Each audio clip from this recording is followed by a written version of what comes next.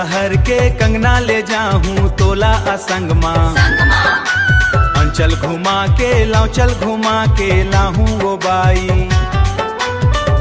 पाली के बाजार लवरपुर पुट मंगठारा, पाली के बाजार लवट मंगठारला दिखा के लाहूं रे।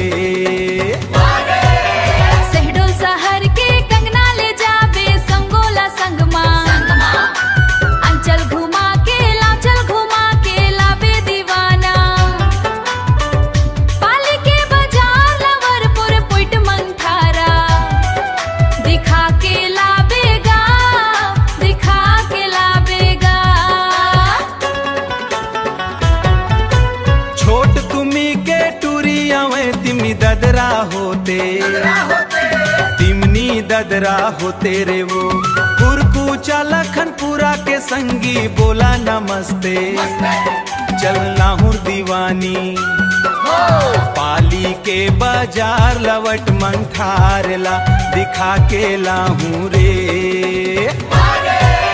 शहडोल शहर के कंगना ले जाबे संगोला संगमा, अंचल घुमा के लाऊं चल घुमा के लाबे दीवाना।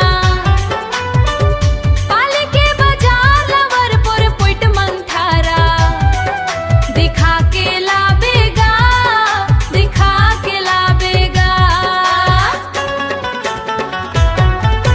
शहडोला दीवाना याबे घुनघुटी मर्दारी होते, घुनघुटी मर्दारी होते रे हो।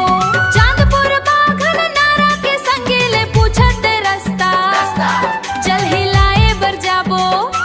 हाँ, पाली के बाजार लवट मंगठारला दिखा के लाहूं रे।